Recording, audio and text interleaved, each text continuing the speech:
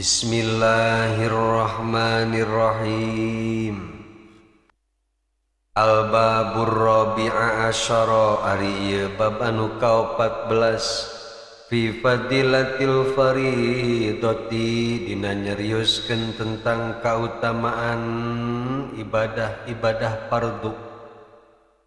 Bunyal Islamu didirikeun agama Islam alal khamsin di atas 5 perkara.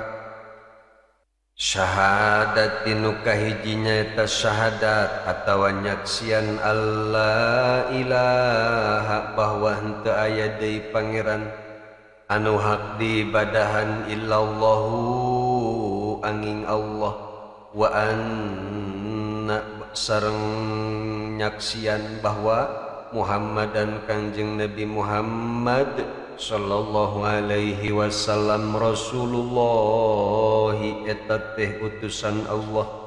Wa iqamis sholati sareng nu kadua ngalaksanakeun salat.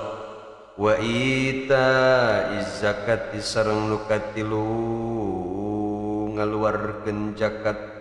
Wa hijil baiti sareng nu kasabareta nu kaopat ngalaksanakeun ibadah haji. Wa saumi ramadhana sareng puasa di bulan Ramadan.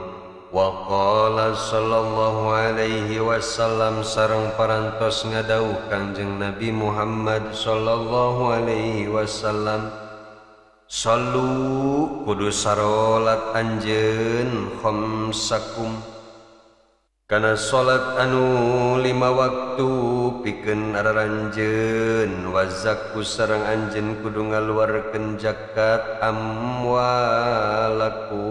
tina harta araranjeun. Wa sumu sareng araranjeun kudu parwasa syahrakum di bulan anjeun tegasna bulan Ramadan. Wa hajju sareng anjeun kudu ngalaksanakeun ibadah haji baita rabbikum ka rumah pangeran anjeun tegasna Ka'batul Musyarrafah. Tadkhulu maka araranjeun bakal asup jannata ka surga rabbikum pangeran anjeun bi ghairi hisabin kalawan tanpa dihisab. Wa qala sallallahu alaihi wasallam sareng parantos ngadauh Kangjeng Nabi Muhammad sallallahu alaihi wasallam, as-sholatu ari salat imaduddin eta teh tihangna agama.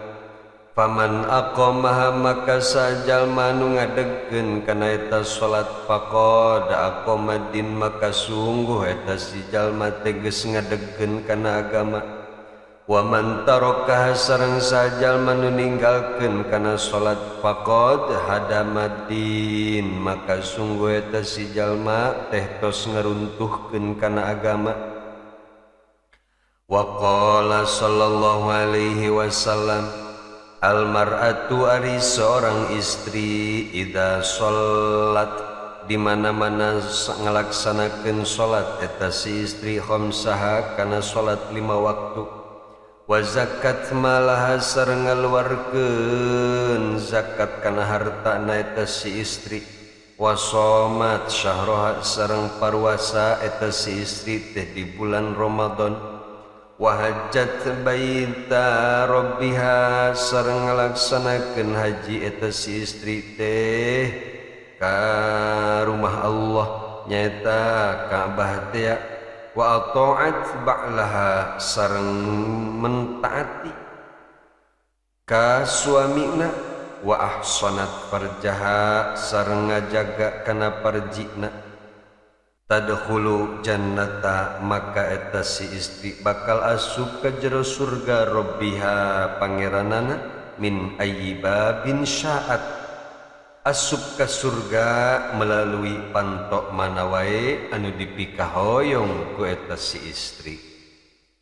Wa qala sallallahu alaihi wasallam sareng parantos ngadauh Kangjeng Nabi Muhammad sallallahu alaihi wasallam, likulli syai'in ari setiap perkara, alamun eta ngagaduhan tanda, wa alamul imani sareng ari tandana iman, as-sholatu nyaeta salat. Wa qala sallallahu alaihi wasallam sareng parantos ngadauh Kangjeng Nabi Muhammad sallallahu alaihi wasallam, ittaqullaha araranjeun kudu sieun ka Allah fis sholati dalam urusan salat. Ittaqullaha araranjeun kudu sieun ka Allah fis sholati dina ngalaksanakeun salat. Ittaqullaha araranjeun kudu sieun ka Allah fis sholati dina ngalaksanakeun salat. Ittaqullaha araranjeun kudu sararieun ka Allah fima dina perkara malakat anu aya dina kekuasaan aimanukum, leungeun-leungeun araranjeun. Ittaqullaha sareng aranjeun kudu sieun ka Allah fid dha'ifaini dina urusan jalma anu lemah duanana. Mana jalma anu dianggap lemah teh, anu urang kudu waspada sareng hati-hati memperlakukeun ieu dua jalma anu lemah teh.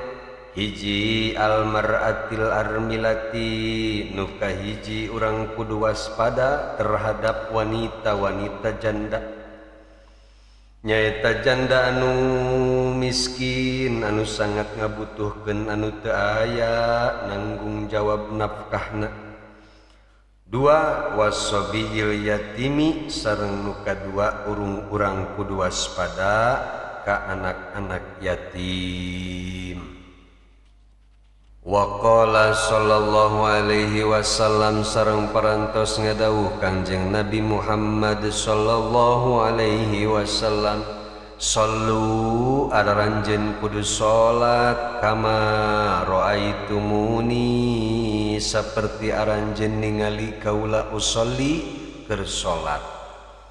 Jadi salat urang teh kudu sarua sareng anu diajarkeun ku Kangjeng Nabi. Wa qala sallallahu alaihi wasallam sareng parantos ngadauh Kangjeng Nabi Muhammad sallallahu alaihi wasallam, man taraka sholata sajalma nu ninggalkeun kana ibadah salat muta'ammidan bari kayan ngahaja, faqad kafara maka sungguh eta si jalma teges kafir, jiharon anu jihar anu terang-terangan. Wa qala sallallahu alaihi wasallam sareng parantos ngadauh Kangjeng Nabi Muhammad sallallahu alaihi wasallam, as-shalawatul khamsu ari salat anu 5 waktu, kafaratun eta teh sebagai kiparat atanapi penebus lima bainahunna, penebus dosa leutik anu aya di antara salat.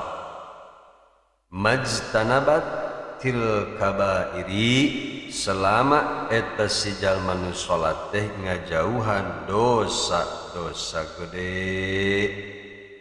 Wal jumu'atu sareng ari salat Jumat ilal jumu'ati ka Jumat anu berikutna, kafaratun eta teh kiparat atanapi penebus lima bainahuma pikeun dosa di antara Jumat jeung Jumat, wa ziyadatu sareng ditambah salasati ayamin 3 poe. Wa qala sallallahu alaihi wasallam sareng parantos ngadauh Kangjeng Nabi Muhammad sallallahu alaihi wasallam, Man jama'a baina sholataini sahajal ma anu ngagabungkeun anu ngahijikeun antara dua salat min ghairi udrin dengan tanpa udur seperti ngalaksanakeun salat safar tanpa aya udur faqad ata maka sungguh eta si jalma teh geus ngadatangan baban kana hiji panto min abwabil kabairi tina sebagian panto-panto dosa gede. Jadi ulah coba-coba ngalaksanakeun salat safar tanpa udur. Wallahu a'lamu bishawab.